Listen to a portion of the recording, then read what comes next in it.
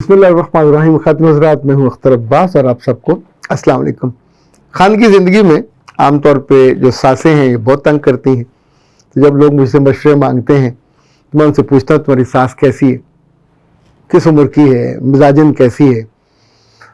अच्छा, अगर घर में 2 सासें हों तो फिर ज़िंदगी कैसी गुजरेगी, और खुदा न खास्ता अगर 3 सासें हों तो वो लड़की क्या बच सकेगी कि नहीं। एक सास तो वो जो कानूनी, शरई और फ़िक़ही तौर पे है, यानी असल सास आपके मियों की जो अम्मा है, उसको तो हक है, इस्तेहकाक है। अगर कोई उम्र रसीदा गैर शादीशुदा बहन उस घर में हो तो ये दूसरी सास होती है, और आमतौर पे ये अपनी माँ से तकरीबन 100 गुना ज़्यादा बुरी होती है, क्योंकि उसकी ज़िंदगी में खानगी ज़िंदगी की खुशी नहीं आई होती। तो जेलसी लाजमी है।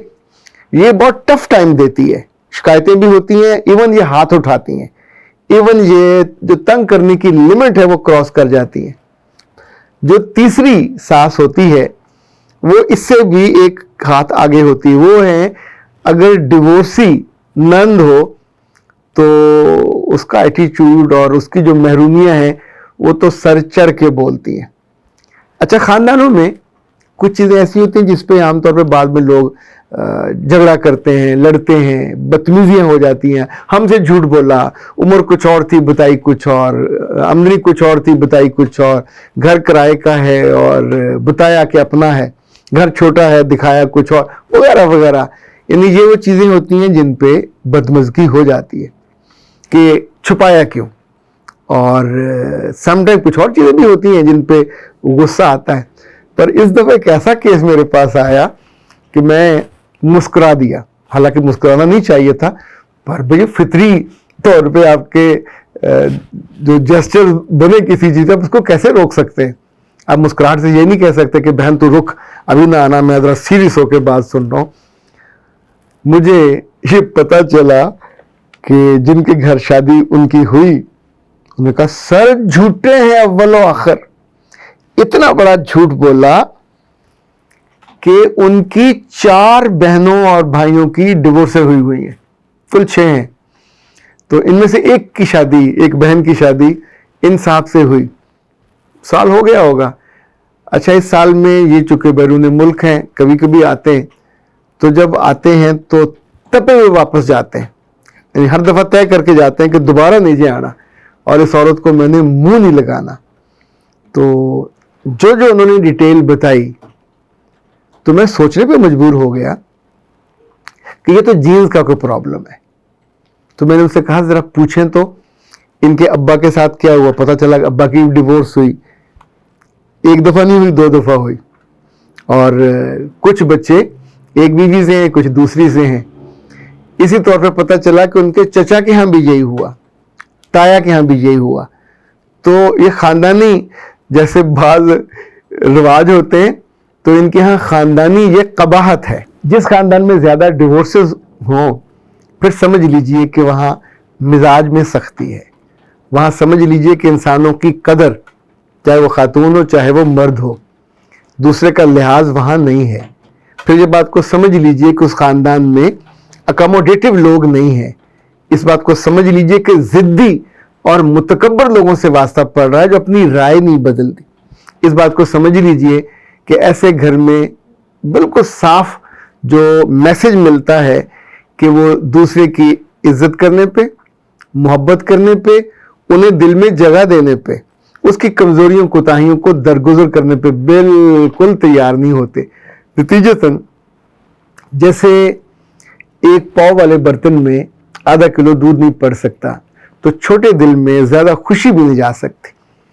छोटे दिल में इंसान खुद अपनी अना लेके बैठा रह सकता, दूसरी की खुशी या दूसरे का वजूद और दूसरे की शख्सियत और उसका इकराम या एहतराम वो कैसे हो सकता है। ये लड़कियां हों या लड़के, अगर उनके दिल छोटे बड़े होते तो उनकी माओं की वजह से या बापों की वजह से होते, जो उन्होंने सीखा होता है, जो घर में देखा होता है। तो अगर घर में उन्होंने दूसरों को अकोमोडेट करते नहीं देखा, ना बाप को देखा, ना माँ को देखा, ना भाई को देखा, ना बहन को देखा, जरा सी बात हुई और वहां सभी ने कहा छोड़ के आ जाओ, इसकी ऐसी की तैसी, इसको निकाल बाहर करो, तुम्हें इससे अच्छा ला देंगे, تو یاد رکھیے گا زندگی کوئی سپر مارکیٹ نہیں ہے رشتوں کی کہ آپ پچھلا مال واپس کریں گے نیا آپ کو مل جائے گا. ایک ڈیورس ہوئی تو بہت برا تھا, اس خاندان کو رکنا چاہیے تھا, سوچنا چاہیے تھا. پھر دوسری ہوئی تو اب تو وہاں ایمرجنسی نافذ ہونی چاہیے تھی. پھر تیسری ہوئی اور چوتھی ہوئی تو اس کا مطلب ہے پورے سٹرکچر میں پرابلم ہے. اب بھی اگر اس کے والد یا بڑے سر جوڑ کے نہیں بیٹھتے تو پانچویں کی بھی اور چھٹی کی بھی, یعنی یہ ہم کو بددعا نہیں دے رہے, ہم بدگمانی بھی نہیں کر رہے, لیکن جس بات کو ٹرینڈ کہتے ہیں, جس بات کو اس خاندان میں معمول ہے, چونکہ جہاں برا معمول ہو تو برا کام کرنے والوں کی یہ خواہش ہوتی ہے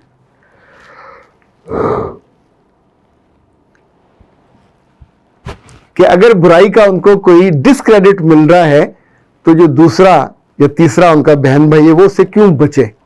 تو وہ عام طور پہ ان کے مشورے بھی ویسے ہوتے, گھر اجاڑنے والے بسانے والے نہیں ہوتے.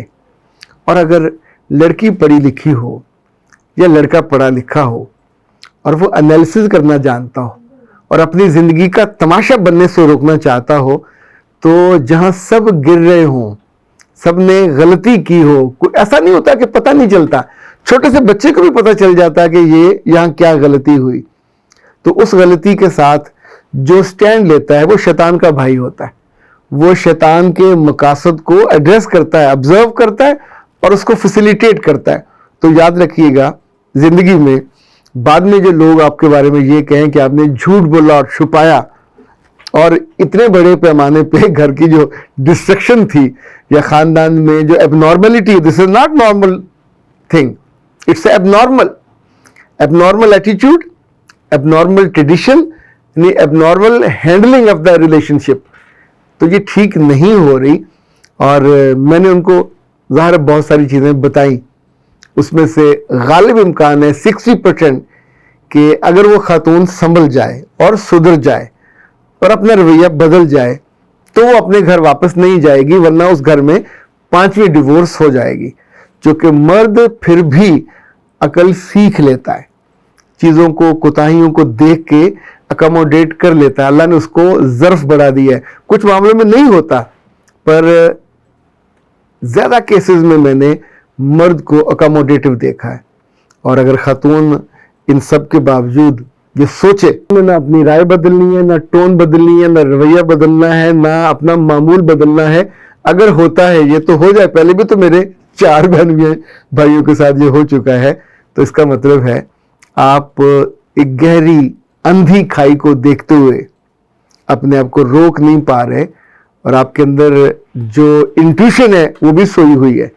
آپ کے اندر جو ایک روک ہوتی ہے کمزوری اور بدی اور خرابی کو دور کرنے والی, وہ بھی موجود نہیں ہے, یا آپ نے اس کو سلا دیا یا گھر سے نکال دیا.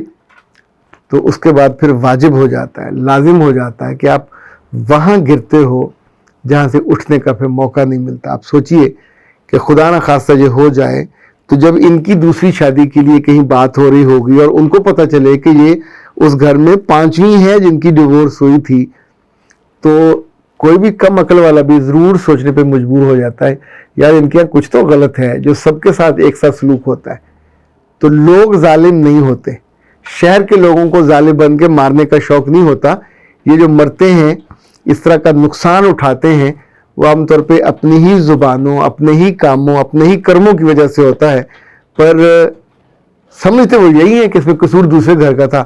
ہماری قسمت میں ایسا خاندان تھا جنہوں نے ہم کو اکاموڈیٹ نہیں کیا, حالانکہ it was you and you are responsible for that mistake, you are responsible for that in fact misbehaving, misconducting, miss handling.